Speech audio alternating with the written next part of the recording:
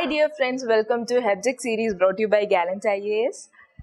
The HEPGEC series are sessions on previous year questions of UPSC as well as model questions, thereby helping you to go on with your revision in an efficient manner. So let's begin with the first question from history. With reference to religious practices in India, the Stanagvasi sect belongs to A. Buddhism, B. Jainism, C. Vaishnavism, and D. Shaivism. So the Stanagvasi sect is actually a modern subsect of Shvetambara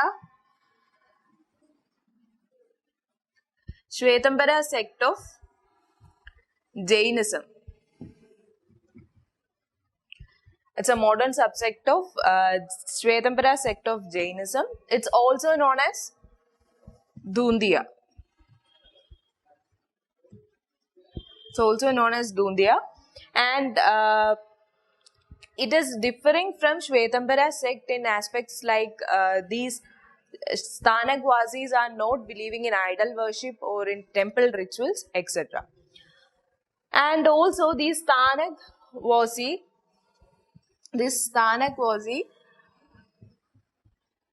sect itself formulated another form or another sect of Jainism, which is known as the Therapanthis. So keep in mind, Stanagvasi, Therapanthi, Shvetambara are all related with Jainism. So here the answer is option B, Jainism. Let's move on to next question. Consider the following statements. Human capital formation as a concept is better explained in terms of a process which enables the first statement, individuals of a country to accumulate more capital. Statement 2, increasing the knowledge, skill levels and capacities of the people of the country. Statement 3, accumulation of tangible wealth. And statement 4, accumulation of intangible wealth. So, regarding human capital, the human capital formation is actually made through investments. That is, it is the outcome of the investment that you make in the health, education, the on-job training,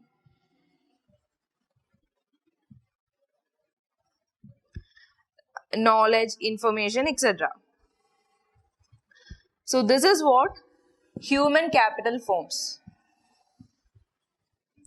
So that is, human capital is actually the, it refers to the human or the individuals of a nation as capital. How they form or how they create value addition or how they create assets from themselves. That is with regard to their capabilities or their potential. That is how it can be formulated or how it can be formed through giving health, education, training, more knowledge, etc. And this human capital is actually it is formed through partly through social process as well as through the inherent or through the conscious decision that the possessor of this human capital So what is this partly through social process means that we are living in a society. So indirectly our human capital is being formulated through this socialization process. So partly through social process as well as through the conscious decision that the individual makes. So human capital is from human capital itself you will be able to know what are the things, increasing the knowledge, skill levels and capacities of the people of the country, and it is nowhere related to accumulation of wealth. So tangible and intangible wealth that you can eliminate. Individuals of a country to accumulate more capital, that's also not there. The correct answer is option B, 2 only, which is increasing the knowledge, skill levels and capacities of the people of the country so that they turns out to be assets for the nation. So that is human capital. Okay, here the answer is option B, 2 only. Third question, which of the following are regarded as the main features of rule of law? limitation of powers, equality before law, people's responsibility to the government, liberty and civil rights. So regarding rule of law, we know that our country is being governed by rule of law. So accordingly, rule of law states that it means the absence of arbitrary power. The absence of arbitrary power, equality before law,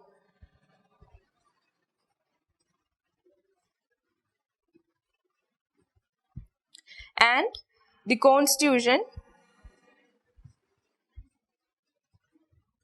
as a source of individual's right. Okay, so what is this absence of arbitrary power? Which means that no one can be punished except for the breach of law. So that is absence of arbitrary power. Equality before law. Equality before law means everyone is subjected to equal laws. That means irrespective of their status of being poor or rich, they are being treated equally. So that is equality before law. Third one is constitution as a source of individual's right. That is, constitution is the source of the individual's right, and constitution is the supreme law of the land, and the executive and the legislative are deriving their power from the constitution. So that's regarding rule of law. So when you look to the four statements, people's responsibility to the government is nowhere coming in rule of law. So you can easily eliminate or rule out that statement from your answer. So if you rule out statement 3, then options A can be eliminated and D also can be eliminated. And when we look option B and C, 2 and 4 are common. So 2 and 4 are there in your answer, and which means 2 and 4 are right statements. That is, equality before law and liberty and civil rights are correct statements. So just look whether one can be there or not. It is limitation of powers. Yes, it is pertaining to absence of arbitrary power, which is also a part of rule of law. So statement 1 is there also there in your answer, which makes your answer as option C, 1, 2 and 4. Okay. Next question from geography. Among the following cities, which one lies on a longitude closest to that of Delhi? A. Bengaluru, B. Hyderabad, C. Nagpur and D. Pune. So these type of questions are very common in preliminary examination. They'll be giving likewise the questions like two different cities are given from different states, and you have to identify the minimum number of states through which you can reach the destination. Such questions are very common from the geography part. So here it's asking among the 4 cities, which one is lying closest to that of the longitude of Delhi. Okay, so if you look, you can see Pune, Hyderabad and Nagpur are somewhat, the actually 4 cities are closest to the longitude of Delhi, but when you look, Bangalore is very it is having a very highest proximity to the longitude of that of Delhi rather than the other 3. So here our answer is Bangalore. And Pune, Nagpur and Hyderabad are somewhat away from the longitude. So here our answer is Bangalore.